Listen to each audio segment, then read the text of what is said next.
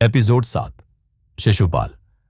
एक वचन, 100 अपराध और अंत में सुदर्शन चक्र।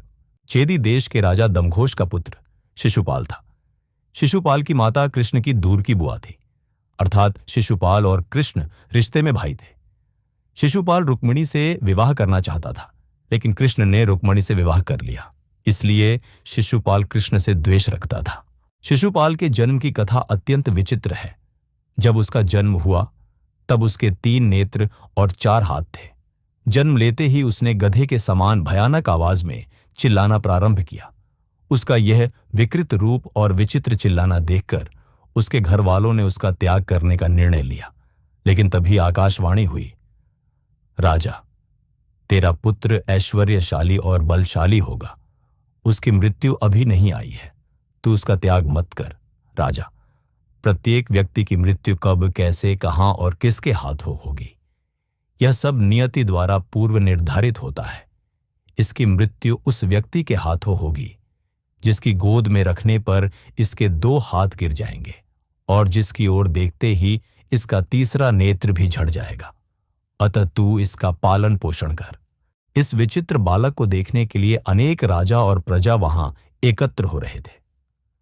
राजा दमघोष अपने पुत्र को एक एक करके सबकी गोद में रखता था, परंतु न तो उसके हाथ गिरते थे और न ही उसका नेत्र। उसी समय कृष्ण और बलराम अपनी बुआ से मिलने छेदी देश पहुंचे। दोनों ने बुआ और राजा को प्रणाम किया। कुशलक्षेम पूछने के पश्चात बुआ ने बालक को कृष्ण की गोद में रखा, और क्या आश्चर्य, उस बालक के अतिरिक्त हाथ और ललाट पर स्थित 3रा नेत्र गिर पड़ा। शिशुपाल की माता भयभीत हो गई। उसकी आंखों से अश्रु बहने लगे। वह कृष्ण से कहने लगी, कृष्ण, शिशुपाल कितने भी अपराध करे, फिर भी तू उन्हें मेरे लिए क्षमा करेगा, ऐसा मुझे वचन दे। कृष्ण बोले, वास्तव में इसका वध करना ही उचित है, किंतु तुम्हारे कारण मैं इसके 100 अपराध क्षमा करूंगा। यही वचन मैं दे सकता हूं। अब तुम अपना शोक त्याग दो। कृष्ण ने ऐसा वचन दिया था, इसीलिए शिशुपाल अत्यधिक उद्दंड हो गया। वह दिन प्रतिदिन क्रूर और आक्रामक होता गया। दूसरों को कष्ट देना ही उसका स्वभाव बन गया। बिना किसी अपराध के उसने कृष्ण की द्वारका नगरी को जला दिया। उसने भोजराज के लोगों को बांध कर रखा और उन्हें यातनाएं देकर मार डाला। कृष्ण के पिता वसुदेव ने जब अश्वमेध यज्ञ किया तब उसने यज्ञीय अश्व को चुरा लिया। इतना ही नहीं, बभ्रू नामक यादव वीर की पत्नी पर उसने बलात्कार भी किया। शिशुपाल वीर और शक्तिशाली तो था, लेकिन अत्यंत क्रूर और अहंकारी भी था। उसके द्वारा ऐसे अनेक अक्षम्य अपराध किए गए थे। कृष्ण इन सब घटनाओं से भली भांति परिचित थे। जब युधिष्ठिर ने राजसूय यज्ञ करने का निर्णय लिया, उस यज्ञ के लिए अनेक राजा एकत्रित हुए।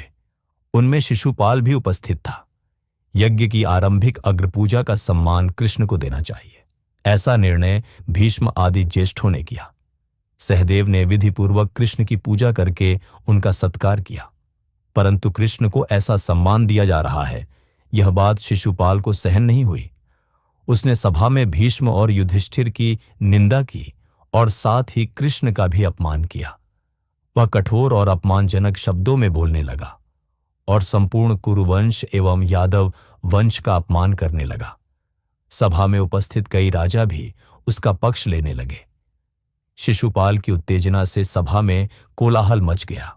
अंत में पितामह भीष्म ने घोषणा की, तुम में से जो कोई मृत्यु को आतुर हो, वह कृष्ण को चुनौती देने आगे आए। यह सुनते ही अहंकारी और अतुलनीय पराक्रमी शिशुपाल कृष्ण से युद्ध करने हेतु तैयार हो गया। तब कृष्ण ने शिशुपाल के सभी अपराधों की गिनती सभा में रखी। वे बोले, मैंने इसकी माता से वचन दिया था कि इसके 100 अपराध क्षमा करूंगा, इसलिए अब तक शांत रहा। अब शिशुपाल ने 100 अपराधों की सीमा को लांघ लिया है, अतः अब इसका वध होना आवश्यक है। ऐसा कहकर कृष्ण उठ खड़े हुए।